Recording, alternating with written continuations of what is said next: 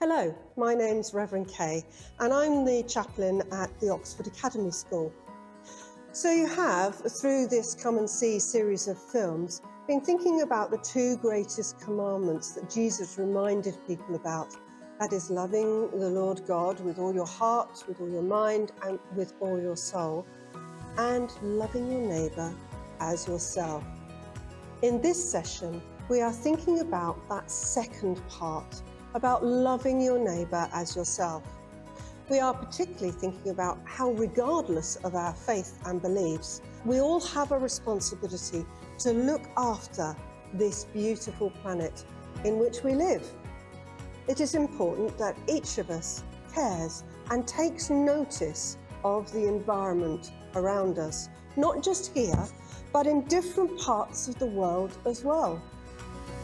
We are all parts of the family called the human race. In the Bible, it tells us that God created the planet and the vegetation and the animals. And God saw what God had made, and God was pleased and proclaimed all that he made to be good, very, very good. And then God created humans, and he made humans the keepers of his creation, looking after the planet. A steward, like a steward that you might find at a football match or in a car park at a big event, or someone dressed in a high-vis jacket, someone that guides us and protects us and cares for people. Or in this case, we are the stewards of creation, the stewards of this wonderful planet.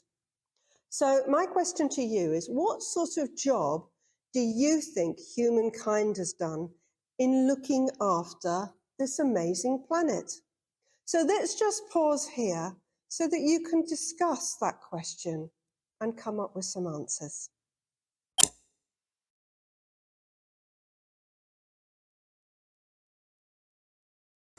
So now I'm going to tell you a story.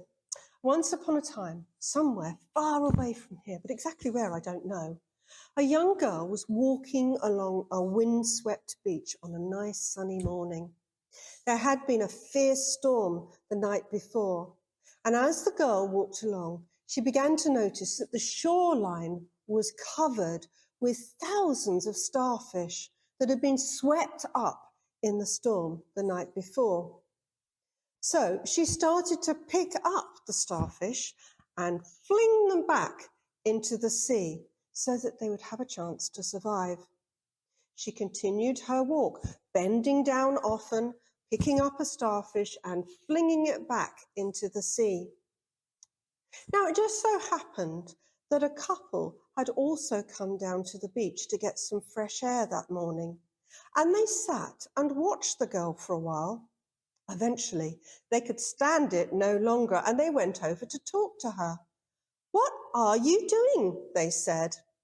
"I'm rescuing starfish," she said, as she lobbed another one into the sea as far as she could throw it.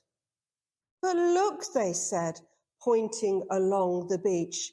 "There are starfish as far as we can see. There are thousands of starfish on this beach washed up by the storm. You can't possibly rescue them all." The girl stood up from picking up yet another starfish. She looked along the shore and could see just how many of these starfish had been washed up. And she looked a bit sad. "You're right," she said. "There are just so many. I know I can't possibly save them all. However, I can save this one." And with that, she threw the starfish back into the sea as far as it would go. The couple watched her as she continued in her single-handed project to save the starfish on the beach. And then they too started to pick up one or two starfish and throw them back into the water as well. So why have I told you this story today? Well, everybody, every living creature deserves to live in a safe environment. Starfish, polar bears, bees, birds, and people. We all share this planet. Most animals and plants need very particular types of conditions to live in order to thrive. Now that we are connected with other parts of the world through the internet, we realize and can see that the way we live and make choices here can impact on other places in the world. As the planet gets warmer and the ice starts to melt, this is causing all sorts of problems in the world. As the sea levels rise, some parts of the world, they're struggling with flooding. And in other parts of the world, they're struggling with droughts. That's not enough water and lack of rain. And many usual weather patterns that we expect in the planet are starting to change. Pollution is adding to this global crisis of global warming. But sometimes this can all seem so far away from us, and it's too overwhelming for us to do anything about it. Rather like that girl on the beach, full of stranded starfish, washed up by that big storm. We can look at the big picture and think that anything we could do will make no difference at all. Yet that little girl was doing what she could to make a difference. With each starfish, she was giving them a chance as she threw them back into the sea. If everyone is our neighbour, we need to love our neighbours by each doing our part to look after the planet, so that our neighbours in other parts of the world do not suffer more through changing climate and the destruction of habitats by clearing forests or pollution, or through things such as plastics contaminating the world. So we're going to pause again now and think about things that we might do to show that we care for our neighbours in the way that we care for the planet. What ideas can you come up with?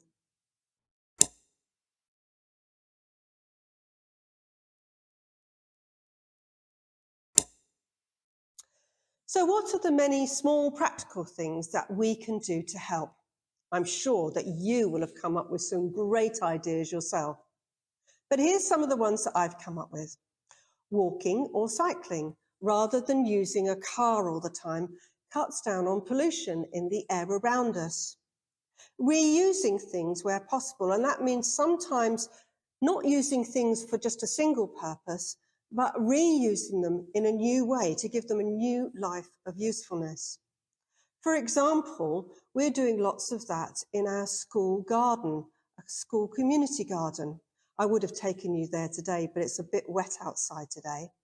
But here's some of the ideas. We're using old car tyres. We stacked them up and painted them, filled them with soil, and we're using those as plant pots. We've also used old wooden pallets, which we'd fixed together against a wall and filled that with soil and made a big planting area as well for vegetables. But along with that, we've used an old basket, which has been relined and made into a plant pot, and even a pair of old Wellington boots that had a split in. They've been turned into planting pots as well. But alongside that, we've used something like an old sand pit, one of those old ladybird sand pits. We've dug that into the ground and filled it with water, so that will create a habitat for some animals. And we've also made some of these. These are pieces of mosaic to decorate our garden.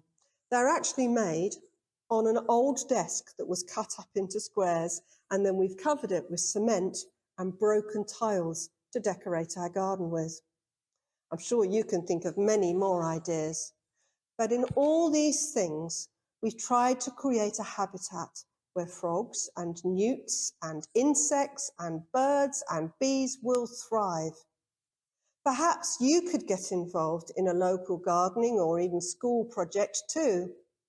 We should avoid using single-use plastics when possible. So things like having drinking bottles that can be refilled rather than using plastic bottles is a good idea. Or perhaps you could make plastic bottles into bird feeders, or even, if you're very clever, make them into a structure that becomes a greenhouse in your garden. We can mend things and clothes whenever possible, rather than just putting them in the bin. We can try using less energy resources, things like lighting, electricity, heating, and water. Let's think of every little thing we can do. Let us work together to take care of the habitats around us.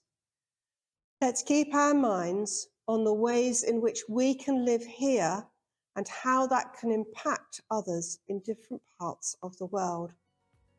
So let us all try to be good stewards of God's amazing planet, this complex and fragile creation. For everyone is our neighbour.